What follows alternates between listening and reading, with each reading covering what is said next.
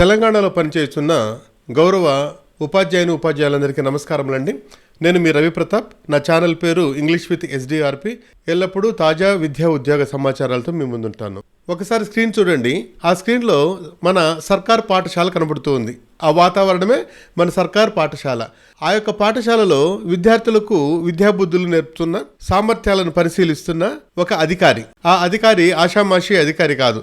వారు సాక్షాత్తు భద్రాద్రి కొత్తగూడెం జిల్లా కలెక్టర్ గారు. వారు శ్రీ అంకిత్ ఐఏఎస్ గారు. చూసారా మానిటరింగ్ ఏ విధంగా ఉందో? అది ఒక మండలం, ఆ మండలంలో ఒక చిన్న గ్రామం. ఆ చిన్న గ్రామానికి కలెక్టర్ గారు వెళ్ళడం, అక్కడ ఉన్న విద్యార్థుల యొక్క సామర్థ్యాలను పరిశీలించడం, ఆ సామర్థ్యాలలో ఎక్కడైనా కొంతమంది పిల్లలు తక్కువ సామర్థ్యాలను కనపరిస్తే వారికి స్కఫోల్డింగ్ ఇచ్చుకోవడం, అదేవిధంగా మన భాషలో చెప్పాలంటే అది రెమిడియల్ టీచింగ్ ఇవ్వడం. ఈ విధంగా సాగిందన్నమాట వారి పర్యవేక్షణ. ఎందుకు, ఏం జరుగుతుంది, తెలంగాణ రాష్ట్రంలో విద్యా విధానంలో ఏం జరుగుతుంది అనేది తప్పనిసరిగా మనం ఎంతో కొంత గమనించాల్సి ఉంటుందన్నమాట. నిన్న మనకు పాఠశాల డైరెక్టర్ గారు కొన్ని మార్గదర్శకాలు ఇచ్చారు. అదే పాఠశాల మానిటరింగ్ నూతన మార్గదర్శకాలు. ఆ యొక్క ప్రొసీడింగ్లో ముఖ్యంగా 9 అంశాలపైన కేంద్రీకృతం చేయడం జరిగిందన్నమాట. ఆ 9 అంశాలు ఏంటో నేను చెప్తున్నాను అన్నమాట. ఇప్పుడు మీకు జాగ్రత్తగా వినండి. ఎందుకంటే ఉన్నతాధికారులు, అధికారులు, రాష్ట్ర స్థాయి అధికారులు మన పాఠశాలలను సందర్శించేందుకు, మన పాఠశాలలను మానిటరింగ్ చేసేందుకు, అక్కడే 3 గంటలు గడిపేందుకు రెడీగా వస్తున్నారు. మనం కూడా రెడీగా ఉండాలి. ఎందుకంటే ఆ సబ్జెక్ట్ పైన గ్రిప్ లేకపోతే ఉన్నతాధికారులు అడిగినప్పుడు మనం నీళ్లు అమ్మాల్సి వస్తుంది. అప్పుడు ఉన్నతాధికారుల యొక్క ఇంప్రెషన్ దెబ్బతింటుంది. అదే కలకాలం నడుస్తుంటుంది అనమాట. ఎప్పుడైతే ఉన్నతాధికారి యొక్క ఇంప్రెషన్ మంచిగా మీరు మనసులో వేశారో, మీ యొక్క ఇంప్రెషన్ ఉన్నతాధికారి మనసులో వేశారంటే అదే కంటిన్యూ అవుతుంది. అది ఒక మంచి ఉత్సాహంగా ఉంటుంది. మరి టాపిక్లోకి వెళ్దామా? పాఠశాల మానిటరింగ్ నూతన మార్గదర్శకాలు. ఈ యొక్క మార్గదర్శకాలలో ముఖ్యంగా 9. అసలు టోటల్ ప్రొసీడింగ్ అంతా దేనిపైన డిపెండ్ అయి ఉంటుందంటే ఎఫ్ఎల్ఎన్, ఎల్ఐపి అంతే టోటల్గా. దీనిపైన మీకు గ్రిప్పు సంపాదించాలి. ఒక టీచరు తప్పనిసరిగా ఎఫ్ఎల్ఎన్, ఎల్ఐపి వీటన్నిటిపైన గ్రిప్ సంపాదించాలి. ఎందుకంటే రేపు అధికారులు వస్తారు, తప్పనిసరిగా దానిపైన కూడా క్వశ్చన్స్ వేస్తారు. అప్పుడు మనం చెప్పగలగాలి. జస్ట్ బేసిక్స్ అన్న మనం నేర్చుకోవాలి. దాని ప్రకారం మనం విద్యా బోధన చేయాలి పిల్లలకు. Right? Okay. See here foundation literacy and numeracy. FLN అంటే లెర్నింగ్ ఇంప్రూవ్మెంట్ ప్రోగ్రామ్. ఎల్ఐపి అంటే దీని గురించి మీరు చాలా ట్రైనింగ్స్ తీసుకున్నారు. చాలా చక్కనైన మెటీరియల్ మన ప్రభుత్వం ఇచ్చిందనమాట రిసోర్స్ పర్సన్స్ ద్వారా. కానీ వాటిని ఇంప్లిమెంట్ చేయడంలో ఎక్కడో అక్కడక్కడ ప్రాబ్లమ్స్ ఉన్నాయని చెప్పేసి ఈ యొక్క నూతన మార్గదర్శకాలు ఇవ్వడం జరిగింది. బట్ ఈ total monitoring is concentrated on FLN and at the same time LIP. ఎందుకంటే ఎఫ్ఎల్ఎన్, ఎల్ఐపి ఈ రెండు మనం కవర్ చేసినామంటే 1వ తరగతి నుంచి 9వ తరగతి వరకు మనం కవర్ చేసినట్లే టోటల్గా. ఎస్. ఇక ఫస్ట్ ఆఫ్ ఆల్ ఎఫ్ఎల్ఎన్ అంటే ఏంది, ఎల్ఐపి అంటే ఏంది అనేది క్షుణ్ణంగా మీకు చెప్పిన తర్వాత అది నెక్స్ట్ 2వ పాయింట్లోకి వస్తాం. First of all we can go for FLN. FLN అంటే ఏంటంటే ఫౌండేషన్ లిటరసీ అండ్ న్యూమరసీ. అంటే ఏంటంటే ఫౌండేషన్ లిటరసీ అంటే ఏంటంటే ప్రాథమిక అక్షరాస్యత. పిల్లలు చదవడం, రాయడం, అర్థం చేసుకోవడం వంటి ప్రాథమిక భాషా నైపుణ్యాలు కలిగి ఉండాలి పిల్లలు. దెన్ ఫౌండేషన్ న్యూమరసీ అంటే ఏంటంటే ప్రాథమిక సంఖ్యా పరిజ్ఞానం, సంఖ్యలను గుర్తించడం, లెక్కించడం, కూడిక, తీసివేత వంటి ప్రాథమిక గణిత నైపుణ్యాలను పిల్లవాడు కలిగి ఉండాలి. మన దగ్గర చదువుకునే పిల్లవాడు, అందులో సర్కార్ బడిలో చదువుకునేవాడు తప్పనిసరిగా ఈ యొక్క నైపుణ్యాలు కలిగి ఉండాలి అని చెప్పేసి మనకి ఎఫ్ఎల్ఎన్ చెప్తుంది. ఇప్పుడు చూడండి, తెలంగాణలో మీకు ఇది క్లియర్గా ఉండాలన్నమాట. In Telangana the foundation literacy and numeracy programme is primarily focused on foundational stages especially class 1 to class 3. Okay. అయితే however, Telangana SCRT, our SCRT, currently provides FLN teacher handbooks, workbooks and monitoring material for class 1 to 5th. Okay. మరి దీన్ని నేను ఏ విధంగా అర్థం చేసుకోవాలా? యాక్చువల్గా 1వ తరగతి నుంచి 3వ తరగతి వరకు ఫోకస్ చేయమంటున్నారు. మరి 1వ తరగతి నుంచి 5వ తరగతి వర్క్ బుక్స్, ఆ తర్వాత మానిటరింగ్ మెటీరియల్ ఇవన్నీ ఇస్తున్నారు. ఎట్లా చేయాలి అని అన్నప్పుడు ఒక్కసారి మీరు ఇక్కడ చూసారంటే national FLN Nipun Bharat targets classes 1 to 3 the core foundation learning stage. అంటే ఏంటంటే ముఖ్యమైన నేర్చుకోగలిగిన దశ ఏంటంటే 1వ తరగతి నుంచి 3వ తరగతి వరకు. అది ఏది కోర్ ఫౌండేషన్ లెర్నింగ్ స్టేజ్. కాబట్టి మన తెలంగాణ గవర్నమెంట్లో 1వ తరగతి నుంచి 5వ తరగతి వరకు ఎఫ్ఎల్ఎన్ ఫోకస్ చేయాలి. ఫస్ట్ ఆఫ్ ఆల్ గుర్తుపెట్టుకోండి, ఎందుకంటే రేపు అధికారి వచ్చినప్పుడు అడుగుతారు, అసలు ఎఫ్ఎల్ఎన్ 1వ తరగతి నుంచి 3వ తరగతి అంటున్నారు, మరి 4వ తరగతి 5వ తరగతి అంటున్నారు, అదేంటని చెప్పేసి. This is the clarity. Yes. Next LIP ప్రోగ్రామ్కి వచ్చామనుకోండి. ఎల్ఐపి ప్రోగ్రామ్ అంటే ఏంటంటే learning improvement programme. Learning improvement programme అంటే ఏంటంటే అభ్యసన. లెర్నింగ్ అంటే అభ్యసన, ఇంప్రూవ్మెంట్ అంటే మెరుగుదల కార్యక్రమం.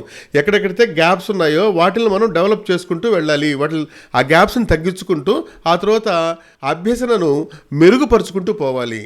The program is designed to identify learning gaps among the students and improve their subject-wise learning outcomes. అయితే చూడండి, ఒక 2 పాయింట్లు మీకు చెప్తున్నాను ఇక్కడ. Which classes are covered. ఇంతకుముందు మనం చెప్పుకున్నాం, ఏది ఎఫ్ఎల్ఎన్ వచ్చేసేసి 1వ తరగతి నుంచి 3వ తరగతి ఫోకస్, కానీ మన ఎస్సీఆర్టీ గారు 1వ తరగతి నుంచి 5వ తరగతి వరకు పెట్టడం జరిగింది. అయితే ఇక్కడ ఏంటంటే ఈ యొక్క లిప్ ప్రోగ్రాము 6వ తరగతి నుంచి 9వ తరగతి వరకు. గుర్తుపెట్టుకోండి, అంటే ఏంది, ఈ 2 ప్రోగ్రాంలు కలిసాయంటే 1వ తరగతి నుంచి 9వ తరగతి వరకు కంప్లీట్గా మనకు కవర్ అయిపోతుంది. అందుకే ఈ monitoring. So for the academic year 2026-27 the LIP is being implemented for the classes 6th to 9th.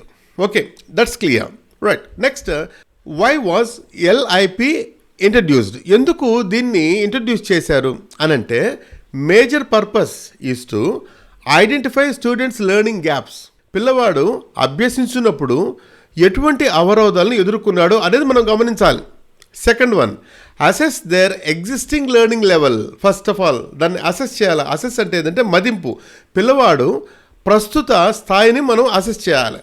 తర్వాత provide targeted remedial support. Remedial support అంటే ఏంటంటే మనమే చొరవ తీసుకోవాలి. ఇప్పుడు చూడండి, ఇంతకుముందు చెప్పాను కదా, మన కలెక్టర్ గారు అంకిత్ గారు వారే చొరవ తీసుకొని పిల్లవాడికి ఇంకో ఫోటోలో నేర్పిస్తున్నారు. That is called remedial. ఆ విధమైన రెమిడియల్ టీచింగ్ మనము పిల్లవాడికి అందించాలి.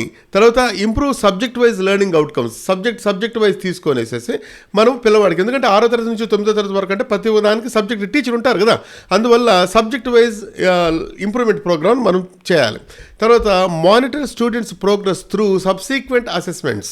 అంటే మదింపు చేసుకుంటూ సబ్సీక్వెంట్ అసెస్మెంట్స్లో పిల్లవాడి ఇంప్రూవ్మెంట్ను మనము మానిటర్ చేయాలి, అంటే పర్యవేక్షించాలి. ఈ పాయింట్స్ వల్ల ఈ యొక్క ఎల్ఐపి ప్రోగ్రామ్ ఇంట్రడ్యూస్ అయింది. ఎస్. తర్వాత నెక్స్ట్ పాయింట్ ఏంటంటే, మరి ఈ ఎల్ఐపి ఏ విధంగా పనిచేస్తుంది? How does LIP work? Ya, the programme follows an assessment మదింపు. తర్వాత ఇంటర్వెన్షన్. నెక్స్ట్ స్టెప్ ఏంటంటే ఇంటర్వెన్షన్ అంటే ఏంటంటే చొరవ, జోక్యము, అవసరమైన సహాయక చర్య. That is scaffolding, supporting. తర్వాత వచ్చి రీఅసెస్మెంట్ అప్రోచ్. అంతే, 3 స్టేజెస్లో ఉంటుందన్నమాట ఎల్ఐపి. ఫస్ట్ ఏంటంటే అసెస్ చేయాలి, తర్వాత ఏంటంటే ఇంటర్వెన్షన్ ఉంటుంది, ఆ తర్వాత ఏంటంటే రీఅసెస్మెంట్ ఉంటుంది. అదే ఎల్ఐపిల యొక్క ముఖ్యమైన ఉద్దేశం అనమాట, అది ప్రాసెస్ కూడా. దీనికి ఏంది, ఫస్ట్ ఏంది assessment, base line assessment starting. తర్వాత అనాలిసిస్ ద రిజల్ట్స్. ఓకే, ఆ తర్వాత remedial or improvement teaching. Remedial అంటే ఏంటంటే లోపాలను సరిదిద్దే బోధన లేక వెనుకబడిన అభ్యాసనాన్ని మెరుగుపరిచే బోధన. That is remedial teaching. Okay, then end line assessment అంటే ఆ తర్వాత లాస్ట్లో పిల్లవాడి యొక్క అభ్యసన ప్రక్రియ ఏ విధంగా సాగింది, ఏమాత్రము ప్రగతి వచ్చింది అనేది మనం కనుక్కోవాలన్నమాట. ఇది. So for 2026-27 Telangana has prescribed A base line test and subsequent comparison with end line performance. Okay, so ఇదన్నమాట. తర్వాత నెక్స్ట్ పాయింట్ ఏంటంటే, విచ్ స్కూల్స్ ఆర్ కవర్డ్. ఏమేమి స్కూల్స్ ఈ యొక్క ఎల్ఐపి ప్రోగ్రాంలో మనకు కలుస్తాయి అంటే, ఇక్కడ చూడండి, గవర్నమెంట్ స్కూల్స్, మన గవర్నమెంట్ స్కూల్స్ అన్నీ, లోకల్ బాడీ స్కూల్స్ అంటే ఏంటంటే మన జిల్లా పరిషత్ స్కూల్స్, తర్వాత వచ్చేసేసి తెలంగాణ మైనారిటీ ఇన్స్టిట్యూషన్స్, అదేవిధంగా రెసిడెన్షియల్ ఇన్స్టిట్యూషన్స్, తర్వాత కస్తూరిబా కేజీబీవీస్, తర్వాత యూఆర్ఎస్ అర్బన్ రెసిడెన్షియల్ స్కూల్స్, ఇవన్నీ ఈ యొక్క ఎల్ఈపి ప్రోగ్రాంలో కలుస్తాయి అన్నమాట. కాబట్టి ఈ స్కూల్స్ అన్నిటికీ తనిఖీలు వస్తారు, గుర్తుపెట్టుకోండి. ఎలా వస్తారని తర్వాత చెప్తాను, మనం పాయింట్ 1లోనే ఉన్నాం. Okay, then next point here, including FLN, LIP, midline and endline assessment, test papers and separate LIP teacher resources. దీన్ని ఏంటంటే ఒక ప్రతిష్టాత్మకంగా తీసుకొని వీటన్నింటినీ మనం పక్కన పెట్టామంటే చక్కగా 1వ తరగతి నుంచి 9వ తరగతి వరకు ఎటువంటి ప్రాబ్లమ్స్ ఉన్నా, అంటే అభ్యాసంలో ఎటువంటి ప్రాబ్లమ్స్ ఉన్నా మనం కవర్ చేయొచ్చు అని చెప్పేసి తెలంగాణ గవర్నమెంట్ తీసుకోవడం జరిగింది.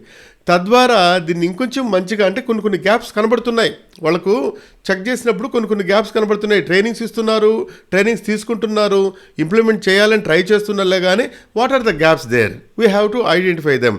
ఈ గ్యాప్స్ను ఐడెంటిఫై చేసేదానికి మానిటరింగ్ కొంచెం పటిష్టం చేయాలని చెప్పేసి ఈ యొక్క ప్రొసీడింగ్ రిలీజ్ చేయడం జరిగింది.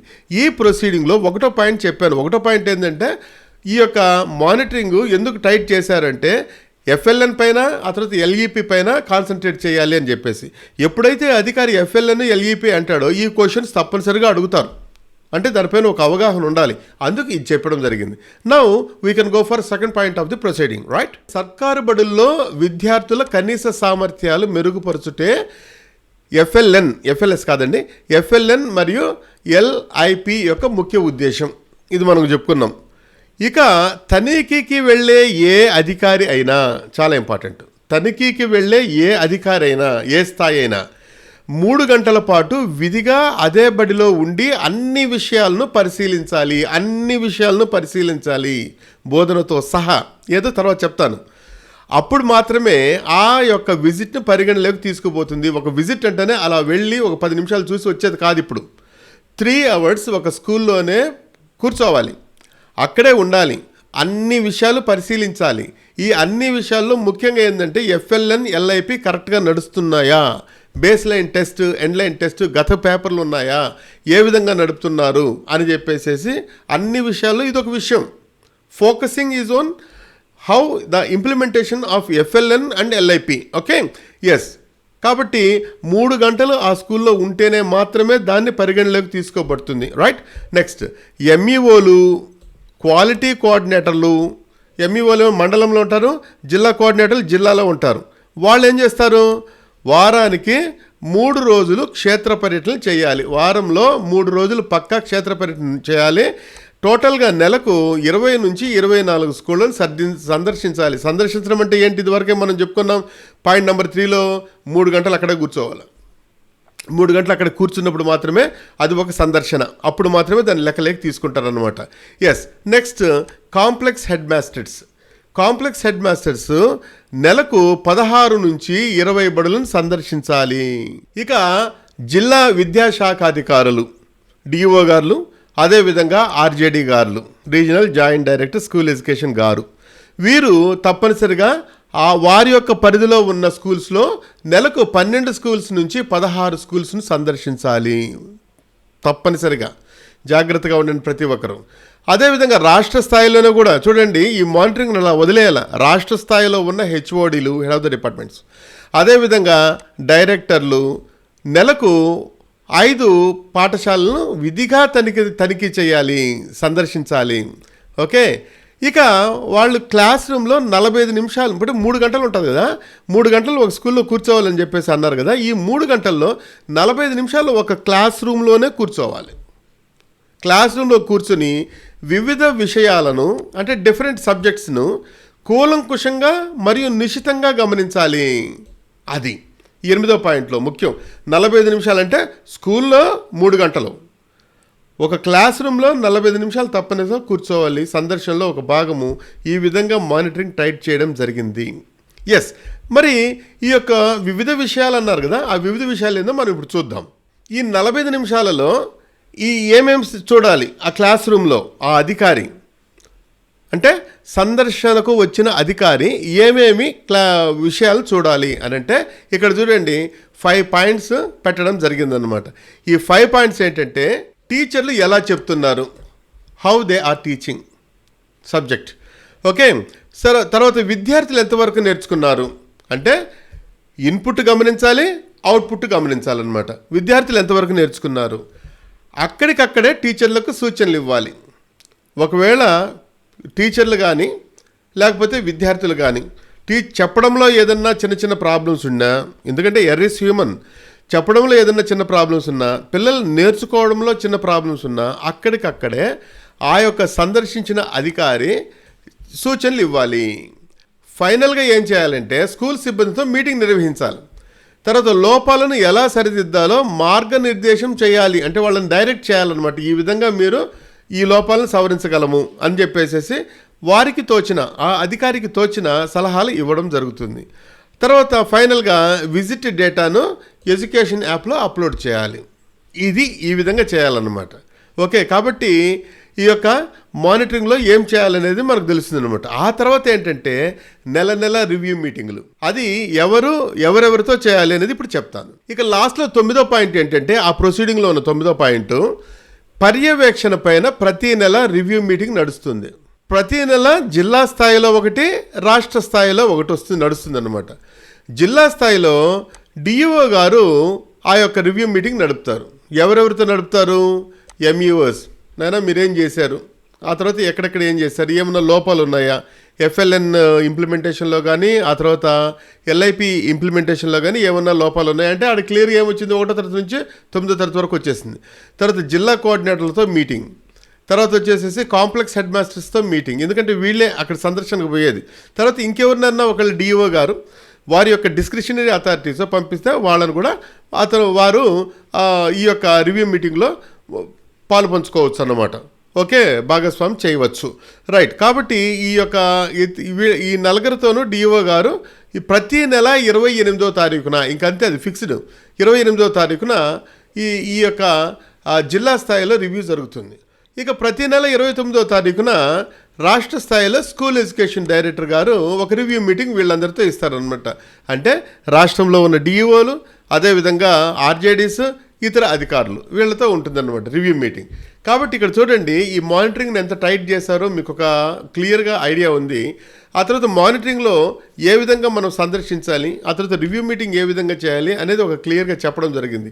ఇది ముఖ్యంగా నేను టీచర్లకు ఉద్దేశించి చెప్పానన్నమాట. ఎందుకంటే రేపు ఏ అధికారి వచ్చినా, ఏ అధికారి అంటే ఎంఈఓ గారు వచ్చినా, అదేవిధంగా జిల్లాలో క్వాలిటీ కోఆర్డినేటర్స్ వచ్చినా, కాంప్లెక్స్ హెచ్ఎం గారు వచ్చినా, ఇంకా ముఖ్యంగా డిఈఓ గారు వచ్చినా, ఆ తర్వాత ఇంకా ముఖ్యంగా ఆర్జేడీ గారు వచ్చినా, డైరెక్టర్స్ కూడా రావచ్చు. ఎందుకంటే డైరెక్టర్స్, ఆ తర్వాత హెచ్ఓడీస్ అంటే ఏంటంటే రాష్ట్రం అంతా వాళ్ళదే. నా స్కూల్ రావచ్చు, మీ స్కూల్ రావచ్చు, ఏ స్కూల్ అయినా రావచ్చు అన్నమాట. కాబట్టి ఏ అధికారి వచ్చినా, ఏ క్వశ్చన్ వేసినా ఎల్ఐపి పైన కానీ, ఆ తర్వాత ఎఫ్ఎల్ఎన్ పైన కానీ గ్రిప్ తెచ్చుకోండి, బ్రెయిన్లో పెట్టుకోండి. వచ్చిన వెంటనే వారికి మంచిగా స్పందించి మంచిగా చెప్పి వారి ఇంప్రెషన్ పొందుతారని ఈ యొక్క చిన్న వీడియో చేయడం జరిగింది సార్, మేడమ్స్. కాబట్టి ఈ వీడియో మీకు నచ్చినట్లయితే దయచేసి సబ్స్క్రైబ్ చేయండి, లైక్ చేయండి, కామెంట్ చేయండి, షేర్ చేయండి. నా పేరు రవి ప్రతాప్, నా యొక్క ఛానల్ పేరు ఇంగ్లీష్ విత్ SDRP. దయచేసి సబ్స్క్రైబ్ చేయండి. నమస్తే, సపోర్ట్ చేయండి. Thank you.